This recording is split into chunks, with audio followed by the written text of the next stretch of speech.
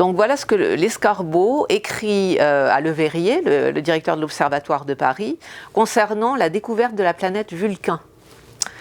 Le 26 mars dernier, fidèle à ma constante habitude et l'œil à l'oculaire de ma lunette, j'observais le disque du Soleil, lorsque tout à coup, j'aperçus à une petite distance du bord un point noir, parfaitement tranché dans sa forme, parfaitement défini dans sa rondeur, animé d'un mouvement propre très sensible, il s'avançait visiblement et s'éloignait de plus en plus du Soleil.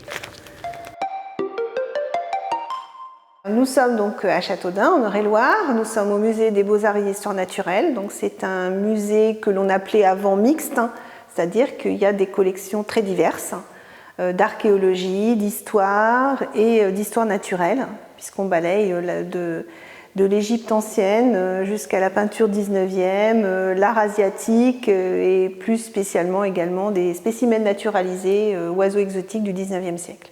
Cette multi-thématique vient de l'origine de la création du musée, puisqu'en fait, au départ, c'est un musée qui est installé dans l'hôtel de ville, qui est en partie créé par la Société dunoise d'archéologie, qui est une société savante, et qui va collecter principalement au départ des objets d'archéologie locale, et qui au fur et à mesure des années, en fonction des adhérents de cette association, elle va se diversifier. Donc il y a un égyptologue qui va venir habiter Châteaudun, il va y avoir là un collectionneur qui va donner à la ville de Châteaudun des spécimens naturalisés, donc effectivement le musée va être dès pratiquement sa création multithématique. Donc Edmond Lescarbot, c'est un membre de la Société dunoise d'archéologie, celle qui a été la fondatrice en partie du musée, et il a été lui adhérent assez actif.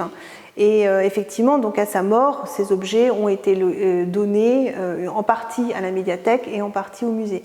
Donc effectivement, c'était un spécialiste, à l'origine c'est un médecin, donc il a aussi tout ce qui est chirurgical, etc. Et puis il va se passionner et collecter énormément d'échantillons.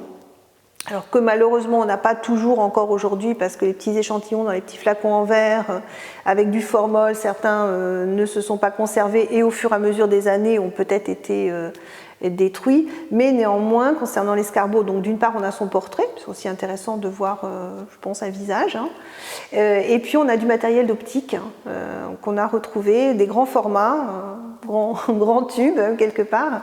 Et là, c'est plus difficile encore aujourd'hui d'identifier la fabrication ou le type exact. Donc là, on est un peu en recherche de documentation, mais néanmoins, effectivement, on a un cercle répétiteur.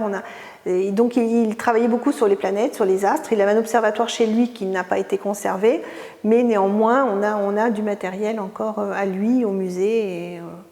Et certaines, entre autres, en assez bon état. Il avait un mètre étalon, puisqu'en fait, le cercle répétiteur servait à calculer l'arc terrestre et servait à calculer le mètre étalon, qui est la référence initiée par la France. Alors nous sommes à la médiathèque de Châteaudun et nous sommes dans une partie un peu cachée, qui est la réserve de la médiathèque, réserve patrimoniale. Alors là, nous venons découvrir les coulisses de l'exposition Le monde merveilleux de l'escargot, donc, qui sera présentée à la médiathèque à partir du 11 septembre jusqu'au 10 octobre. C'est un travail de reconstitution des collections, donc ça c'est ce que nous avons derrière nous, de reconstitution de sa bibliothèque qui était un peu disséminée dans les fonds.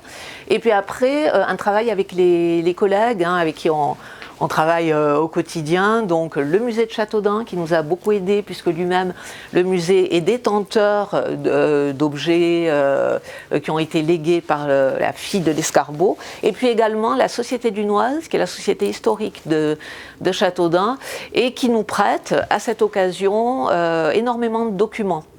Systématiquement, dès le démarrage du travail, on fait appel aux collègues musée et Société dunoise, puisque nous savons que les deux entités sont détentrices d'énormément de documents patrimoniaux qui sont valorisés à cette occasion. Pour tracer les grandes lignes, c'est un personnage qui était un médecin, donc qui était médecin de son état et qui était passionné d'astronomie et qui, en 1859 exactement, a cru découvrir une planète, la planète Vulcain. Bon, alors après, il avait un peu l'état d'esprit curieux de son époque, vous savez, un peu comme le magicien Houdin à Blois, dont on a les ouvrages qui sont estampillés Docteur Lescarbot. Il était curieux un petit peu de tout, il faisait des divers projets, dont par exemple un projet dans le cadre des comices agricoles à Châteaudun. Il était très épris de sa ville de naissance, donc il est né à Châteaudun, et il signait toujours ses manuscrits Lescarbot de Châteaudun. Donc il y avait une grande fierté pour cette ville qu'il aimait tant et à laquelle d'ailleurs il a légué ses livres et puis différents objets. Voilà.